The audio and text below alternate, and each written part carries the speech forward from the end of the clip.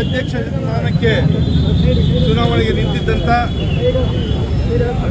ಶ್ರೀಯುತ ಲಕ್ಷ್ಮೀನಾರಾಯಣ ಅವರು ಅಧ್ಯಕ್ಷರಾಗಿ 4 ಮತಗಳು ಹೆಚ್ಚಿಗೆ ಪಡೆಯುವುದರ ಮೂಲಕ 17 ಮತಗಳನ್ನು ಪಡೆಯುವುದರ ಮೂಲಕ 17 ಮತಗಳನ್ನು ಪಡೆಯುವುದರ ಮೂಲಕ ಜಯಶೀಲರಾಗಿದ್ದಾರೆ.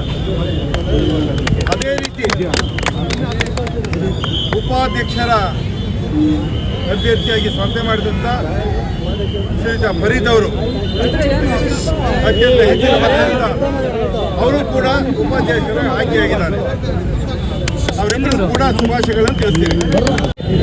ಈ ಚುನಾವಣೆಯನ್ನು ನಾನು ವಿಶೇಷವಾಗಿ ಪರಿಗಣಿಸಿದ್ದು ಯಾಕೆ ಅಂತಂದರೆ, ಈಗಾಗಲೇ ರಾಜ್ಯ ಸರ್ಕಾರದಿಂದ ಹೆಚ್ಚಿನ ಅನುದಾನವನ್ನು ತಂದು ರಸ್ತೆ ನಿರ್ಮಾಣ ಇರ್ಬೋದು, ಕುಡಿಯುವ ನೀರು ಇರ್ಬೋದು, ಅಥವಾ ಎಲ್ಲ ಕ್ಷೇತ್ರಗಳಲ್ಲೂ ಕೂಡ ಅಭಿವೃದ್ಧಿಯನ್ನು ಮಾಡಬೇಕಾಗಿದೆ. ನಮ್ಮ ನಗರದಲ್ಲೂ ಕೂಡ ಅನೇಕ ರಸ್ತೆಗಳು ಹಾಳಾಗಿದ್ದರಿಂದ ರಸ್ತೆಗಳ ಅಭಿವೃದ್ಧಿ ಆಗಬೇಕಾಗಿದೆ.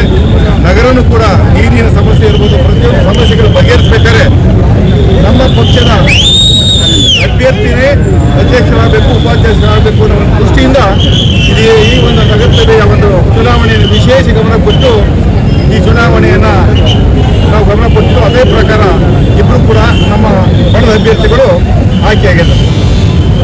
ಹೈಕಮಾಂಡು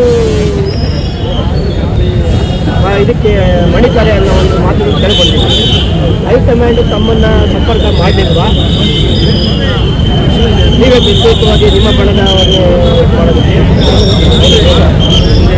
ಈಗ ನಾನು ಕಾಂಗ್ರೆಸ್ಗೆ ಬಾಹ್ಯ ಬೆಂಬಲ ಕೊಟ್ಟಿದ್ದೀನಿ ನಿಜ, ಆದರೆ ಕಾಂಗ್ರೆಸ್ ಪಕ್ಷಕ್ಕೆ ಸೇರಿಲ್ಲ.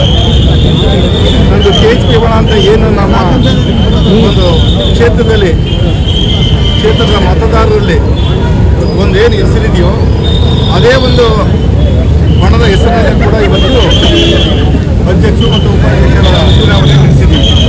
ನಮ್ಮ ಬಣ KHP ಅನ್ನೋ ಒಂದು ಇಂಡಿಪೆಂಡೆಂಟ್ ಏನಿದೆ ಅದು ಪ್ರತ್ಯೇಕವಾಗಿ ಅಸ್ತಿತ್ವವಾಗಿ ಉಳ್ಕೊಂಡಿದೆ. ಆದರೆ ನಾವು ಬಾಹ್ಯ ಬೆಂಬಲ ಕೊಡೋದೇ ಮೇಲೆ ಚುನಾವಣೆ ಸ್ಪರ್ಧೆ ಮಾಡೋದೇ ಬೇರೆ. ಹೈಕಮಾಂಡ್ ನಿಮ್ಮ ಜೊತೆ ಚರ್ಚೆ ಮಾಡಿರಲಿಲ್ವಾ ಹಿಂದೆ ಅಂತ? ಅವರಿಗೆ ಚರ್ಚೆ ಮಾಡಿದ್ರು ಕೂಡ ಅವರಿಗೆ ಹೈಕಮಾಂಡ್ಗೆ ಮನವರಿಕೆ ಮಾಡಿಕೊಟ್ಟಿದೆ. ಇಲ್ಲಿ ಪರಿಸ್ಥಿತಿನ ಏನು ನಡೀತಾ ಇದೆ, ನಾನು MLA ಆಗಿದ್ರು ಕೂಡ ನಮ್ಮ ಒಂದು ಕಾರ್ಯವೈಖರಿಗೆ ಯಾವ ಥರ ಅಡೆತಡೆಗಳು ಬರ್ತಾ ಇದೆ, ಈ ನಗರಸಭೆನೂ ನಾನು ಬಿಟ್ಟುಕೊಟ್ರೆ ಇನ್ನು ಅಭಿವೃದ್ಧಿ ಕಾರ್ಯಕ್ಕೆ ಕುಂಠಿತ ಮಾಡ್ತಾರೆ.